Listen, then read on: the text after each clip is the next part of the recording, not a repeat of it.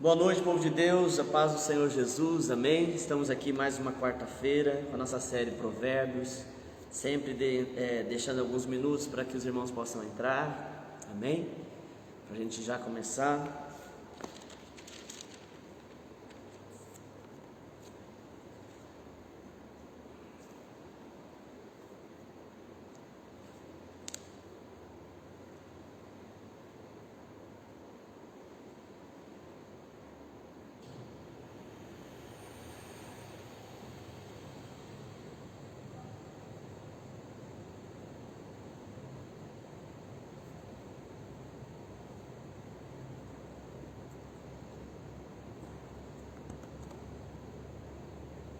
Boa noite, paz do Senhor. Vamos entrando. Pastora tá aí, Gabriel, Rose, e mais? Paula. O áudio tá bom, irmãos? Estou sem microfone hoje.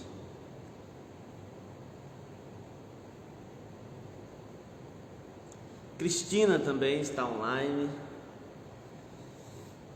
Vamos entrando, seja bem-vindo.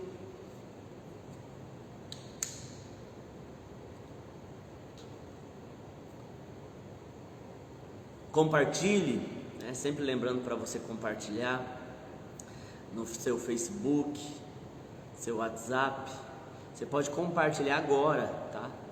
Você compartilhar agora, existe mais chance de outras pessoas entrarem e participarem junto, amém?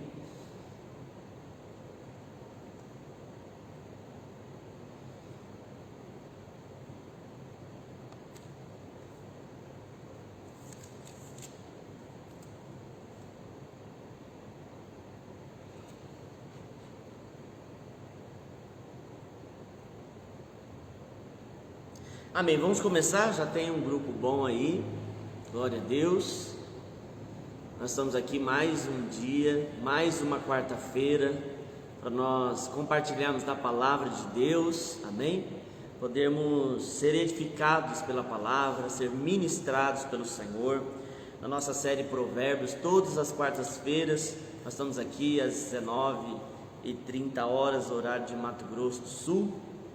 E hoje nós estamos no capítulo 19, Quarta-feira passada 18 e nessa quarta-feira agora, hoje, capítulo 19. Daqui a pouco a gente chega no final de Provérbios.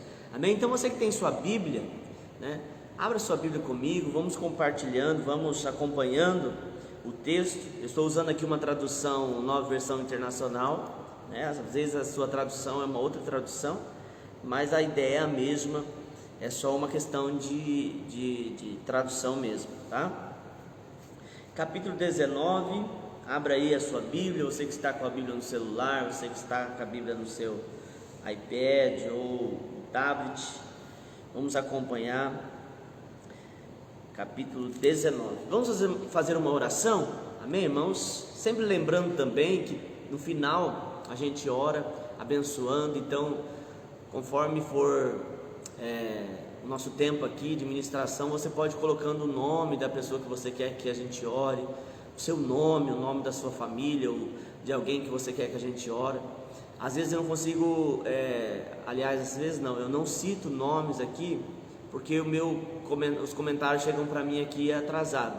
Então, mas depois a gente ora específico com cada nome que foi colocado nos comentários, amém? Mas no final vou estar orando, e vou apresentar diante de Deus cada nome, cada pedido de oração, amém? Vamos orar, pedir para que o Senhor ministre, para que o Senhor fale aos nossos corações nessa noite, amém? Senhor Deus, nós te louvamos, nós te agradecemos por sua bondade, infinita bondade, pela sua misericórdia e graça. Obrigado, Senhor, pela oportunidade que temos de estar aqui, Senhor, juntos, podendo compartilhar da tua palavra. Pai, a tua palavra mesmo nos diz que o teu povo padece por falta de conhecimento, por falta de entendimento, Senhor, da tua palavra. Nós pedimos que o Senhor, através do teu Espírito Santo, venha ministrar, venha trazer entendimento, venha trazer sabedoria do alto aos nossos corações, Senhor, às nossas vidas, em nome de Jesus. Que caia por terra, Senhor, toda distração, tudo aquilo que possa, Senhor, nos impedir, Senhor, de sermos alimentados, de sermos ministrados pela palavra, que caia por terra agora, e que a unção, o poder do Senhor esteja sobre nós, em nome de Jesus. Amém? Glória a Deus. Então, capítulo 19 de Provérbios. Provérbios é o livro de Salomão, né, escrito por Salomão, rei Salomão, filho de Davi, o homem mais sábio do mundo antigo, o homem que pediu sabedoria para Deus e Deus o concedeu, né? Deus vai até ele e fala que ele pode fazer qualquer pedido e ele pede sabedoria, e através da sabedoria Salomão se tornou um grande homem, um homem sábio, um homem próspero, amém, através dessa sabedoria que veio do alto. E ele coloca aqui no livro de Provérbios, em forma de provérbios, essa sabedoria que ele obteve de Deus, para que nós também possamos nos tornarmos sábios através dos seus conselhos, através da sua instrução, amém? Ele sempre fala aqui como filhos, né? E essa deve ser a nossa postura de aprendizagem, né? Sobre os provérbios, para que nós possamos obter sabedoria do alto, amém? E para que ter sabedoria? Ora, nós sabemos que o mundo cada vez fica mais difícil, né? Mais e mais as coisas vão perdendo sentido, alguns valores vão se perdendo, alguns princípios vão se perdendo, e nós precisamos de sabedoria de Deus para nós nos mantermos firmes contra toda a força que se levanta para corromper, né, aquilo que Deus estabeleceu, os princípios que Deus estabeleceu, e para nós nos dias atuais os princípios cristãos, amém? Glória a Deus. Como eu falo sempre, eu não consigo ler todo o texto porque é extenso, né? O capítulo 19 mesmo tem 29 versículos, mas eu separei alguns versículos aqui que tratam alguns assuntos importantes, né? Alguns até que nós já estamos falando algumas quartas-feiras, porque Salomão repete algumas coisas, porque ele quer trazer uma ênfase maior para aquilo que ele está repetindo aqui, mas a gente então vai pegar alguns textos aqui, amém? Então vamos lá, capítulo 19, eu começo sempre com o versículo 1, né? Sempre o versículo 1 é um versículo importante. Diz assim: melhor é o pobre que vive com integridade do que o tolo que fala perversamente. Melhor é um pobre que vive com integridade do que um tolo que fala perversamente, né? Aquele que não tem bens materiais, né? É melhor ser assim, com integridade, do que a pessoa ter muito, mas ter um falar perverso, né? Duas coisas importantes que ele fala aqui, e nós tratamos no capítulo 18 também, e outros capítulos anteriores a esse, sobre o nosso falar, né? Provérbios 18, 21 vai falar que o poder da vida e da morte está na nossa boca, naquilo que nós falamos, e quem bem utiliza come o seu fruto. E aqui ele vai falar novamente sobre a importância do falar, né? Por que a gente precisa pensar nisso? Porque a nossa fala é aquilo que nós determinamos. O que sai da nossa boca são decretos, né, para as nossas próprias vidas, ou para a vida daqueles que estão debaixo da nossa autoridade. Então nós temos que cuidar, pensar naquilo que nós falamos, né? Não agir precipitadamente, não agir refletidamente, mas pensar muito bem naquilo que a gente fala. E o que ele diz aqui no versículo, que é uma palavrinha-chave que a gente precisa entender da parte de Deus para nós nesses dias, é a integridade. A palavra integridade, ela vem de inteiro, né? Uma pessoa que não há falhas, uma pessoa que é completa, né? Às vezes a gente diz assim: é impossível, pastor, porque a gente é ser humano, mas nós temos uma palavra de Deus que diz para nós sermos irrepreensíveis. Lá em Efésios vai falar que Deus nos predestinou, nos estabeleceu para sermos santos e irrepreensíveis. Deus nos criou para sermos irrepreensíveis, né? Uma pessoa irrepreensível não é uma pessoa que não erra, mas é a pessoa que percebe o seu erro, volta atrás, corrige o seu erro e continua a sua caminhada. Uma pessoa que precisa ser repreendida é aquela que não se toca, é aquela que não para, não percebe seus erros. Então alguém tem que chegar até ela e dizer: olha, você está errado, e corrigi-la. Irrepreensível é aquele que entende que está errado. Então o texto não está de forma alguma dizendo que nós vamos ser perfeitos, porque como nós falamos mesmo, nós somos seres humanos e temos as nossas falhas, temos os nossos erros. No entanto, nós temos que buscar estar alinhado no propósito de Deus, estar alinhado àquilo que Deus tem para a nossa vida. Então, o texto diz que é bom a gente ser íntegro, né? Viver em integridade, olhando, pensando, né? Ele fala muito aqui sobre a sensatez, né? A sensatez é o ato de eu ser sensato, né? De eu pensar, pensar antes de agir, de eu compreender, querer entender, né?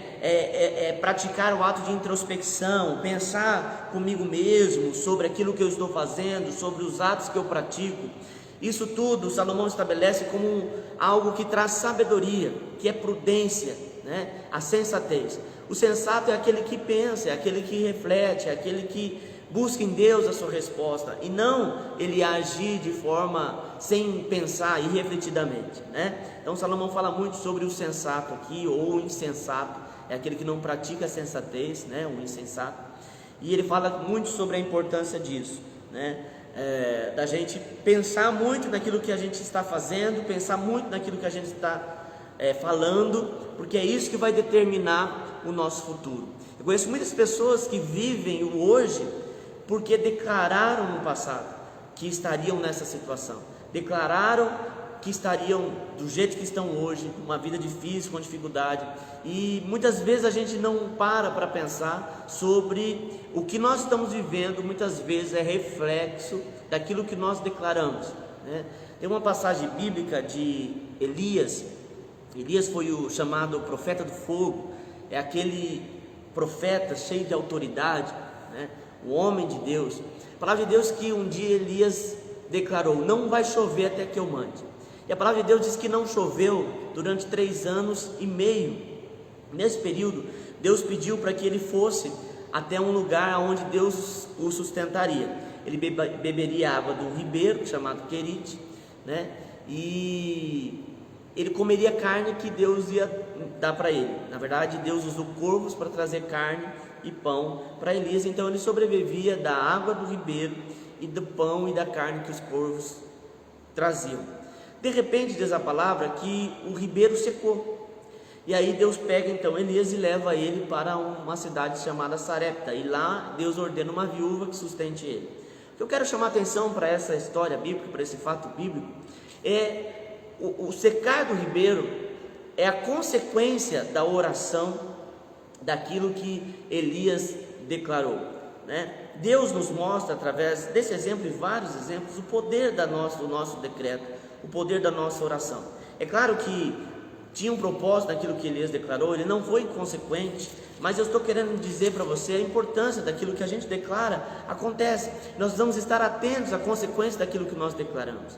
Amém? Então, às vezes a gente diz assim: mas eu fui da boca para fora, mas eu fiquei nervoso. Por isso que Salomão vai falar do sensato, né? Nós temos que controlar através do Espírito Santo. A palavra de Deus diz que o fruto do Espírito Santo é longanimidade, é mansidão, é domínio próprio. O Espírito Santo em nós nos faz agir de forma pensada, né? Refletida, com base, firmados na oração, na busca da resposta em Deus, na busca da resposta na palavra, né? É isso que nós temos que cuidar, principalmente nesses dias. Eu vejo muitas pessoas procurando entender algumas coisas e ficam procurando respostas na internet, ficam procurando respostas nas pessoas. Nós estamos vivendo um tempo onde muitos princípios que Deus estabeleceu, que Cristo estabeleceu, que a igreja estabeleceu, que as pessoas estão querendo deixar esses princípios porque em busca de uma visão moderna, né, uma desculpa de visão moderna, que na verdade não importa qual é o período que a gente vive, princípio é princípio, sempre vai ser princípio. Então as pessoas ficam procurando resposta, e a resposta está na palavra, a resposta está em Deus. Aquilo que eu quero viver, como eu vou viver, está em Deus. Então eu tenho que procurar essa resposta nele, na sua palavra, amém? Para que depois eu possa então agir, para que então eu possa caminhar através daquilo que Deus ministra, através daquilo que Deus fala às nossas vidas, amém? Vamos lá, versículo 3 diz assim: é a insensatez, mais uma vez Salomão fala, ele fala todo o livro, né, sobre a insensatez. É a insensatez do homem que arruína a sua vida, mas o seu coração se ira contra Deus. Olha que interessante, o que ele está dizendo aqui? As pessoas declaram, as pessoas agem sem pensar, agem sem orar, agem sem buscar a resposta em Deus, e depois, quando as coisas não estão dando certo, elas culpam a Deus. Como que a Bíblia é atual, né? Quantas pessoas hoje em dia a gente vê que culpa a Deus pela vida que está vivendo? Deus não tem me abençoado, Deus não tem feito. Eu gostaria de dizer para você, eu tenho falado muito esses dias, porque isso determina a nossa vida com Deus. Deus já fez tudo o que Ele precisava fazer para te abençoar, para te conceder vitória. Deus enviou até o seu Filho, Jesus, que até então era o seu único filho, para morrer na cruz do Calvário, para que eu e você tivéssemos acesso à vida eterna, para que eu e você tivéssemos acesso à vida abundante, que diz lá João 10:10. Então Deus, Cristo, através da cruz de Cristo, já fez tudo por nós. Aquilo que eu quero viver, aquilo que eu preciso viver, não está em Deus. A resposta está em minha vida. Se eu caminhar no propósito de Deus, eu então vivo aquilo que Deus tem para mim, né? A palavra de Deus diz que Deus, Ele abençoa a vida daqueles que estão no propósito, né? Romanos 8:28, versículo mais citado da Bíblia, né? Eu mesmo cito ele em quase todas as ministrações. Por quê? Porque é importante entender. Romanos 8:28 diz assim, que todas as coisas cooperam para o bem daqueles que amam a Deus, para o bem daqueles que andam segundo o seu propósito. Ou seja, não importa o que aconteça, se você está vivendo no propósito de Deus, tudo vai convergir para o seu bem, tudo vai convergir para a sua prosperidade. Amém? Então é isso que o texto está dizendo. Então eu sou responsável por aquilo que eu quero viver, e não Deus. Sabe, não estou dizendo que Deus não é soberano, Ele é soberano, está tudo no controle. A palavra de Deus diz que a terra é a estrada dos seus pés. No entanto, a resposta que eu quero, aquilo que eu preciso, eu tenho que me posicionar. Deus já se posicionou ao teu favor, através de Jesus, através da cruz de Cristo. Ele já se posicionou, Jesus já conquistou. Aquilo que Jesus conquistou, diz a palavra, que estão nas regiões celestiais, e eu preciso tomar posse daquilo que Jesus conquistou, através do meu posicionamento, através da minha postura em Deus. Não é o pedir, é o andar com Deus. Sabe, a igreja muitas vezes tem uma cultura de mendigância, né? de petição, quando na verdade Deus já nos entregou. Se eu entrar nesse propósito, se eu entrar no padrão de Deus, então eu vou ser abençoado, não tenha dúvida disso.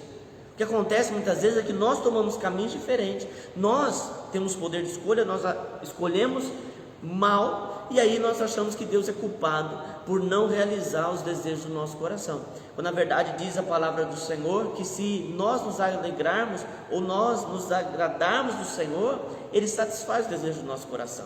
Então se eu estiver nele, né, Ele me abençoa. Aquilo que Cristo diz sobre a videira, Ele diz: eu sou a videira verdadeira, vós sois os ramos. Se vocês que são ramos estiverem ligados em mim, vocês darão muito fruto. Então o que eu preciso é estar ligado em Cristo. Não é uma questão de pedir, não é uma questão de implorar, não é uma questão de mendigar, é uma questão de tomar posicionamento em Cristo, andar com Cristo, e eu sou abençoado. A palavra de Deus diz que quando nós buscamos em primeiro lugar o reino de Deus, as demais coisas, aquilo que eu necessito, aquilo que é material, aquilo que é natural, elas são adquiridas através da minha busca pelo reino em primeiro lugar, pelo reino de Deus. Amém? Versículo 5: a testemunha falsa não ficará sem castigo, e aquele que despeja mentiras não sairá livre. Mais uma vez Salomão falando da consequência dos nossos atos, da consequência das nossas escolhas. Sabe que eu vejo que tem muita gente que de forma errônea, né, diz: Deus, decida a minha vida. Deus, Ele não decide a sua vida. Deus nunca vai decidir a sua vida. Ele coloca um caminho. A palavra do Senhor diz que Deus nos diz: eis que tenho posto diante de ti, né, um caminho de bênção e um caminho de maldição, e você escolhe qual caminho que você vai seguir. Sou eu que vou escolher. A decisão é minha, andar com Deus. Deus não vai pegar você à força e obrigar você a andar com Ele, né? Deus não vai querer. Tem muitas pessoas esperando Deus tirar algumas coisas das suas vidas para andar com Deus. Não, Deus chama. Ele diz assim: vinde a mim, lá em Mateus, finalzinho do livro de Mateus, ele diz: vinde a mim, todos estáis cansados, sobrecarregados, e eu vos aliviarei. Eu vos aliviarei. Então é eu que preciso ir até Cristo, para que Ele tire esse fardo de pecado, esse fardo de derrota da minha vida. Mas não significa que eu não tenho nada em Cristo. A Bíblia diz que Ele nos dá o seu... Ele diz assim: vinde a mim que estáis cansados, sobrecarregados, eu vos aliviarei, e tomai sobre vós o meu jugo. O jugo de Cristo precisa estar sobre você. O jugo de Cristo precisa estar sobre a minha vida, né? O jugo é aquela peça, eu gosto de explicar porque é importante a gente entender. O jugo é aquela peça de madeira que é colocado nos bois quando vão andar, puxando um carro de boi, né? Algo antigo, hoje a gente não vê muito isso, mas é aquela parte de madeira que vai no pescoço. Para quê? Para que os bois andem junto. O jugo de Cristo é para que eu ande com Cristo. Da maneira que Ele anda, eu preciso andar. Da maneira que Ele age, eu preciso agir, né? Para nós podemos dizer como Paulo, para que as pessoas sejam nossos imitadores, como eu tenho sido de Cristo. Então, se eu ando com Cristo, eu não preciso me preocupar com as coisas que eu necessito. Quando eu ando com Cristo, as portas se abrem. Quando eu ando com Cristo, as bênçãos são derramadas. Amém? O segredo não é o pedir muito, o segredo é andar com Cristo, né? O segredo é andar com Cristo. A gente pedir, Deus concede, mas o que Deus quer não é nos conceder uma bênção. Deus quer nos levar neste ambiente de bênção.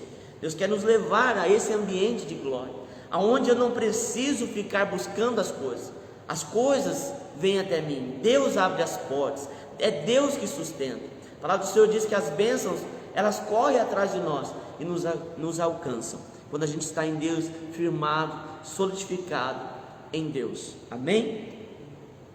Versículo 8 vai dizer assim: quem obtém sabedoria, ame-se a si mesmo. Quem acalenta o entendimento, prospera.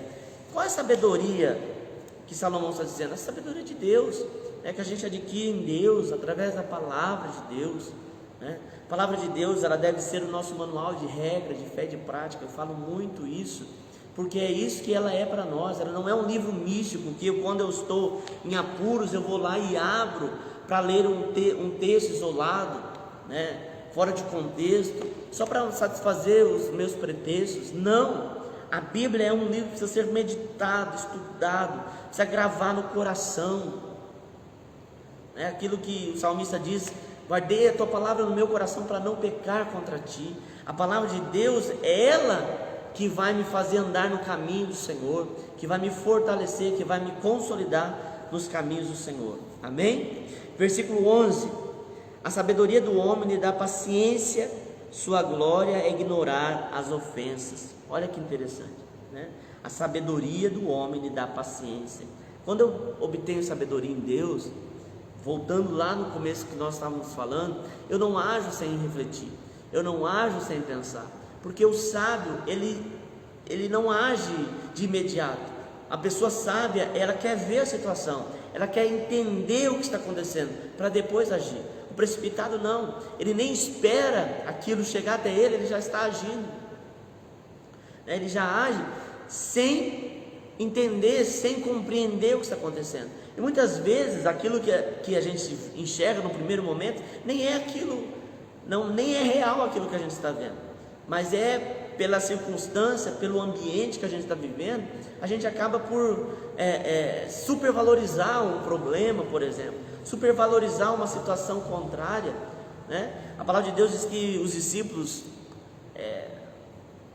foi ordenado por Jesus a irem passar por outro lado do rio, e no meio do caminho eles são açoitados por um forte vento e por uma tempestade, e a palavra de Deus diz que Jesus foi ter com eles andando sobre as águas, e chegando lá, eles acham que é um fantasma. Jesus entra, né? Pedro anda na água também. Jesus entra no barco, repreende o vento, repreende a onda, e Jesus diz assim: por que vocês são tímidos?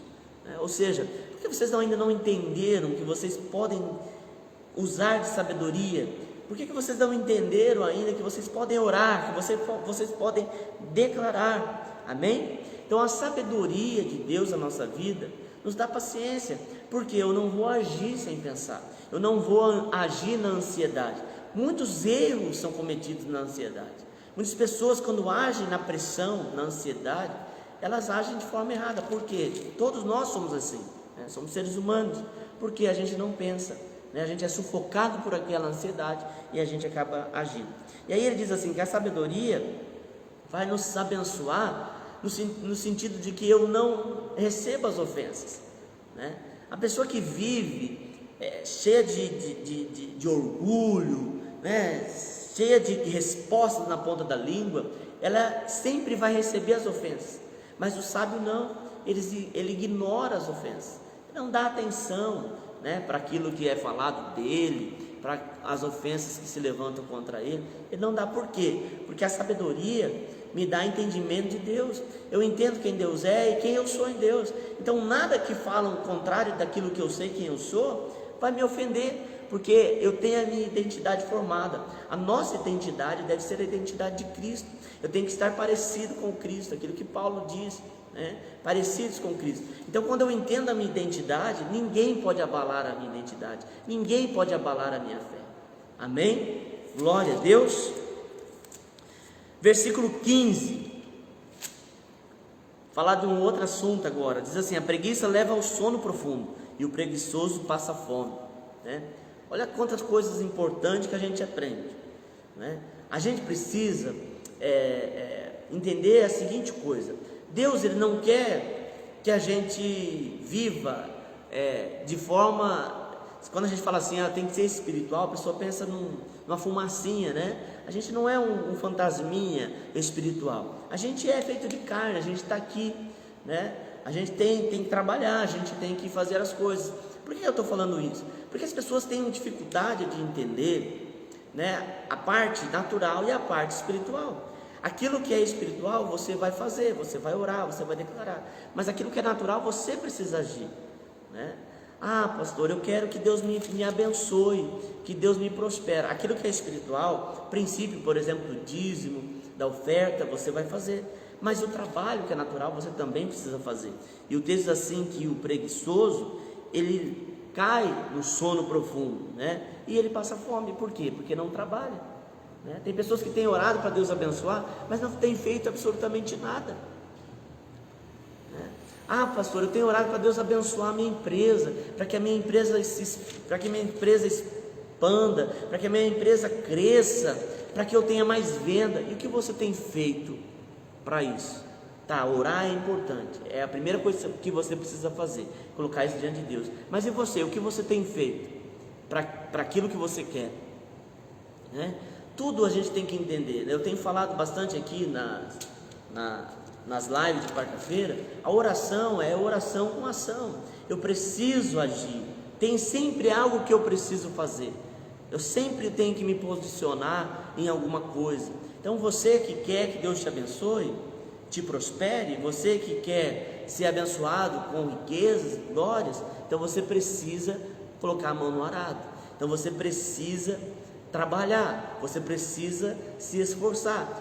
Deus abençoa o fruto do teu trabalho, Deus abençoa o fruto da tua dedicação, Deus abençoa o fruto do teu empenho. Amém? Então é oração com ação, é orando a Deus e agindo. Quando o povo estava lá diante do mar, saindo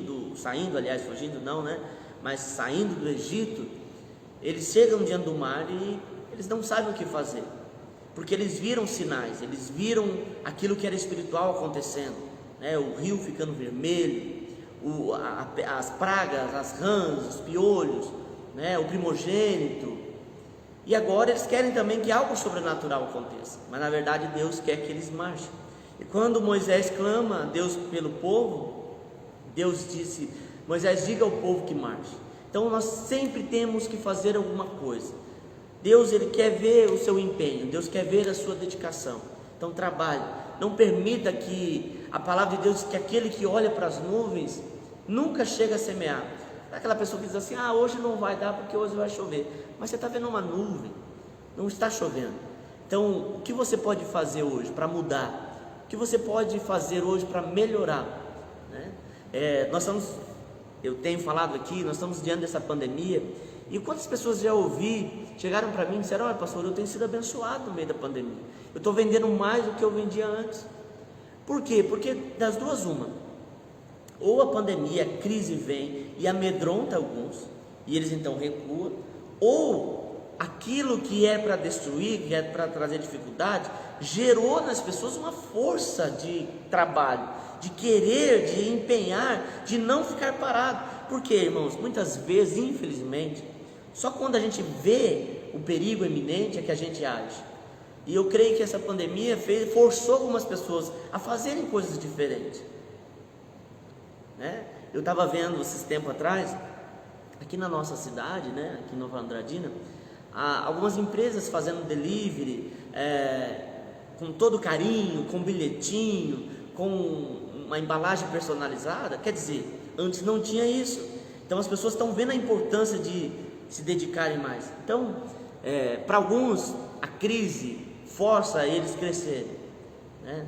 A crise, na verdade, toda crise nos faz crescer. Se a gente entender o propósito dela, toda crise nos faz crescer. Crescer é por meio de crise, né? Olha nós mesmo, nosso desenvolvimento humano, biológico, ele é por meio de crise. Quando os dentes vão nascer, são crise, né? Quando a gente está crescendo, desenvolvendo, existe dor nos ossos. Tudo isso resulta no crescimento, né? Então nós temos que aproveitar as oportunidades. A crise, ela vem para te fazer crescer, ou ela vem para te destruir, mas a escolha é sua, sempre sua, sempre sua. Peça força a Deus, peça ânimo a Deus, né? Peça que Deus te abençoe com força e trabalhe, se dedique, amém? Versículo 18, muito importante também esse assunto para a gente tratar, diz assim: discipline seu filho, pois nisso há esperança, não queira a morte dele, né? A importância da disciplina. Aqui para frente ele vai falar muito da disciplina, ele vai falar da correção, né? Todos nós precisamos ser disciplinados, todos nós precisamos de alguém que esteja sobre nós, né? Que nos ajude, dizendo: olha, você está errado. Eu falei isso daqui esses dias. E é interessante que o texto está falando sobre filhos, porque hoje em dia a gente vê uma geração de meninos e meninas que não são repreendidos, e alguns pais ainda teimam em dizer que é a melhor maneira, né? A melhor maneira é fazer o cafuné, a melhor maneira é falar não tem problema. Na verdade, aquilo que o texto está dizendo, você está levando o seu filho para a morte. Olha que importante isso, né? Quem não corrige o seu filho está enviando seu filho para a morte. Ou seja, né, a minha correção como pai, a sua correção, ela estabelece o caminho que o seu filho vai seguir, né? Como ele vai andar, como ele vai se orientar, para que lado que ele vai olhar, a direção que ele vai tomar vai depender da sua correção. Então nós precisamos sim corrigir os nossos filhos, dizer não quando é importante, dizer sim, né, quando for necessário, mas a gente tem que trazer alinhamento. O que falta muito hoje é alinhamento. As pessoas vivem em um mundo de ilusão, não sabem o que é a vida, estão presos dentro, né? Muitos jovens, adolescentes, presos dentro do seu quarto, do seu mundinho da internet, não saem para fora. E os pais e mães e aqueles que estão sobre eles não vivem para sempre, e no momento de dificuldade eles não sabem como agir, né? Nós estamos vivendo cada dia mais um índice altíssimo de jovens e adolescentes com depressão, com sentimentos de rejeição. Por quê? Porque os pais criam seus filhos dentro de uma redoma, de uma bolha, e em algum momento da vida, isso é inevitável, em algum momento da vida eles precisam romper com isso, e se eles não estiverem preparados, eles não vão conseguir viver nesse mundo onde é necessário ter garra, onde é necessário ter força, onde é necessário ouvir não, onde é necessário ver portas fechando na sua cara, né? Onde a gente vê rejeição, né? Então a gente precisa, como pais, você que é pai, você que é mãe, orientar, direcionar o seu filho através da correção, pois a palavra de Deus diz que aquele que não corrige, leva o seu filho para a morte. Agora aquele que corrige, há esperança, esperança fala do futuro, estabelece um princípio que vai perdurar para o futuro. Amém?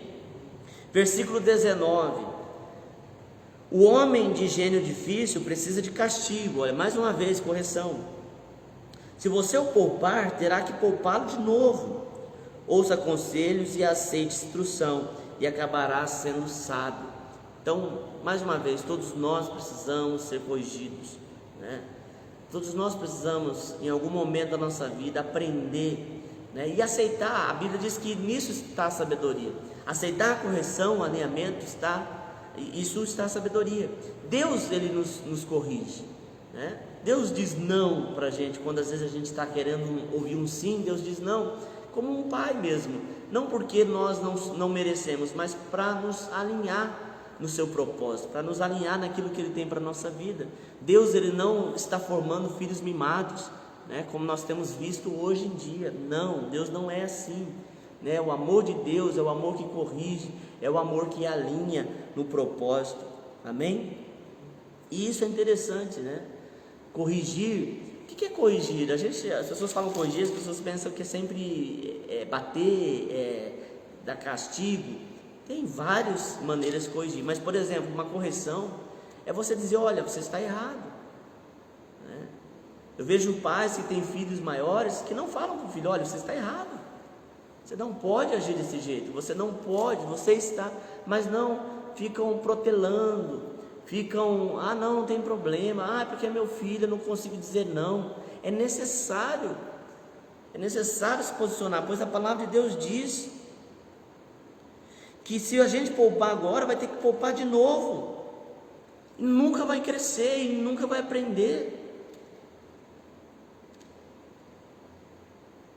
Você que é pai e mãe, deixa eu dizer algo de Deus para você nessa noite. Não permita que o sentimento de culpa, eu não sei como foi a criação inicial do teu filho, da tua filha, mas não permita que a culpa tome conta de você, para que você não diga não, porque você foi ausente no passado, ou porque você não estava presente ali naquele momento. Não permita que isso te roube. Em Cristo nós somos curados. Eu vejo muitos pais, através da culpa, não diz não para os seus filhos, porque por causa do trabalho, não está em casa, e aí quando vê o filho, quer dar tudo que o filho pede, quer fazer todas as vontades do filho. E aí, irmãos, nós estamos criando uma geração deficiente, que não está preparada, e se nós não mudarmos o nosso posicionamento, não estará preparada para enfrentar o mundo aqui fora. Amém? É isso que o texto diz. É necessária a correção, é necessário dizer está errado, é necessário dizer: olha, não é assim. É necessário. Amém? Versículo 21: muitos são os planos do coração do homem, mas o que prevalece é o propósito do Senhor. Olha que interessante, nós falamos que a escolha é nossa, né? Mas no sentido do quê?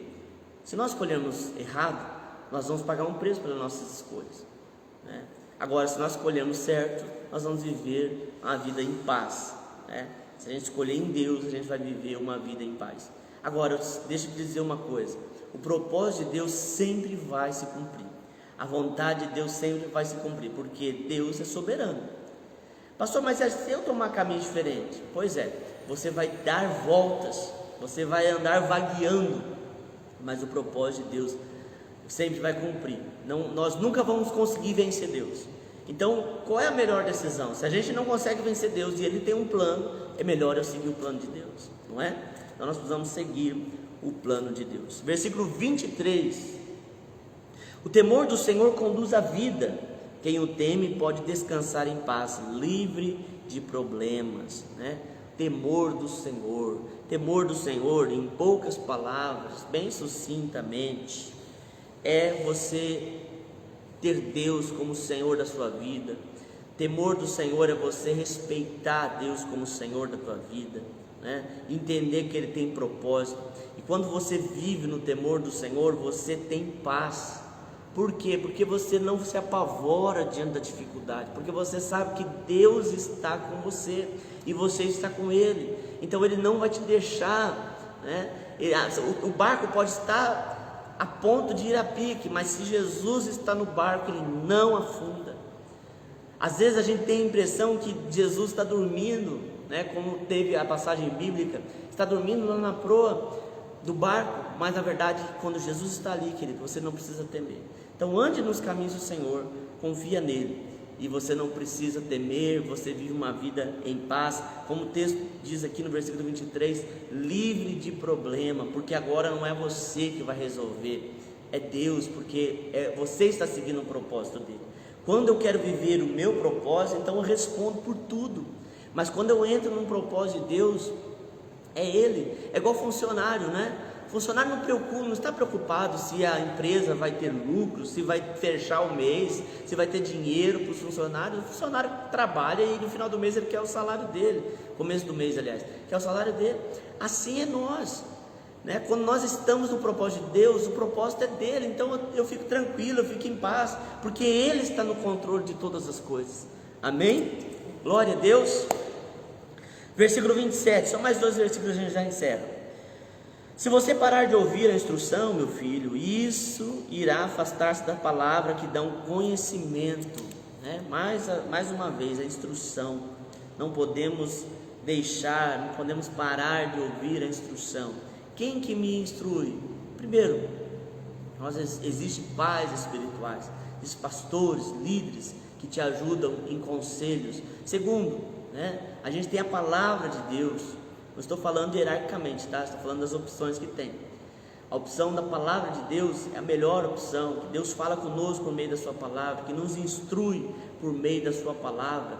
Deus, ele nunca nos deixa só. Deus nunca vai deixar você em dúvida. A palavra de Deus sempre é sim, sim, não, não, né? Deus sempre tem uma palavra para aqueles que buscam a sua palavra, para aqueles que o buscam, amém? E para encerrar, versículo 29, os castigos estão preparados para os zombadores e os açoites para as costas dos tolos, né? Mais uma coisa que a gente precisa falar aqui para a gente encerrar, a importância da gente cuidar, para a gente não zombar das coisas, principalmente das coisas de Deus, né? A gente tem que viver uma vida de seriedade diante de Deus, entender a vida com Deus. Zombar, quando a gente fala zombador, a gente sempre lembra alguém que está rindo de alguma coisa. Mas zomba de Deus aquele que não anda com Deus, ou aquele que diz andar com Deus e não pratica as suas obras. Aquele que diz que ama Deus, mas não cumpre a sua palavra, não anda conforme a sua palavra. Até a palavra do Senhor diz que aqueles que são os filhos do Senhor são aqueles que ouvem a sua palavra e as praticam. Não adianta eu bater no peito e falar que eu amo a Deus e que sigo a Deus, se eu não cumpro a sua palavra. Isso é zombar de Deus. Nós temos que cuidar disso. A palavra de Deus diz que o castigo dos zombadores é açoites, né? O castigo dos zombadores está preparado. Então eu preciso viver uma vida séria em Deus, amém? Não zombar agindo de qualquer jeito, né? É algo terrível. A palavra de Deus fala que existem pessoas, na Apocalipse vai dizer, a igreja, né? Que é uma igreja morna, ela não é fria nem quente. Frio quem que é? Aquele que está no mundo, o ímpio, aquele que pratica a iniquidade. O quente é aquele que está em Deus, firme em Deus. Deus está falando daquele que não é nem frio nem quente. Sabe, aquele que um dia está na igreja, outro dia está no mundo, outro dia está em Deus, outro dia está andando com o diabo, né? Um dia está abraçado com Deus, outro dia está querendo abraçar o capeta. Esse é zombador, né?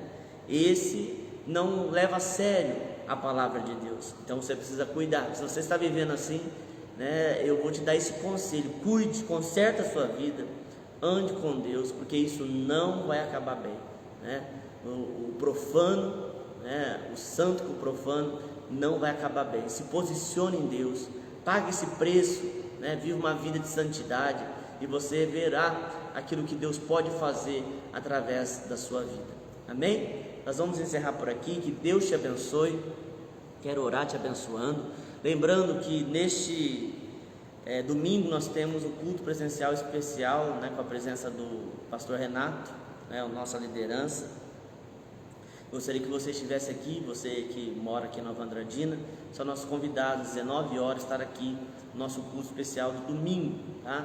Mas na sexta-feira ainda nós temos culto também, né? E nessa semana nós temos nosso culto também de celebração na sexta-feira. Estamos dividindo o culto de celebração em dois, na sexta e no domingo, para que a gente possa, para que todos sejam abençoados, consigam participar, tendo em vista o distanciamento, né? Todas as obrigatoriedades do cumprimento das ordens e decretos municipais sobre a saúde contra o coronavírus. Amém? Então que Deus te abençoe, que você seja ministrado pelo Senhor, que Deus fale com você ainda mais. Amém? Em nome de Jesus. Deixa eu orar por você, orar pela sua casa, orar pela sua vida. Senhor, em nome de Jesus, coloque diante do Senhor a vida desta pessoa, deste filho, dessa filha. Que o Senhor derrame da tua unção, da tua graça, repreenda todo o mal, tudo aquilo que não vem de ti, Senhor, seja repreendido. Toda enfermidade, toda dor, todo mal, caia por terra em nome de Jesus. Que a glória do Senhor invada este lar, que a glória do Senhor invada esta vida, Senhor. Teu Espírito Santo, que é aquele que convence o homem do pecado, do juízo e da justiça, venha sobre esta pessoa agora, ministrando, Senhor, convencendo na Tua palavra, em nome de Jesus. Nós te damos, Senhor, todo louvor, toda honra e toda glória, em nome de Jesus. Amém? Que Deus te abençoe poderosamente, em nome de Jesus.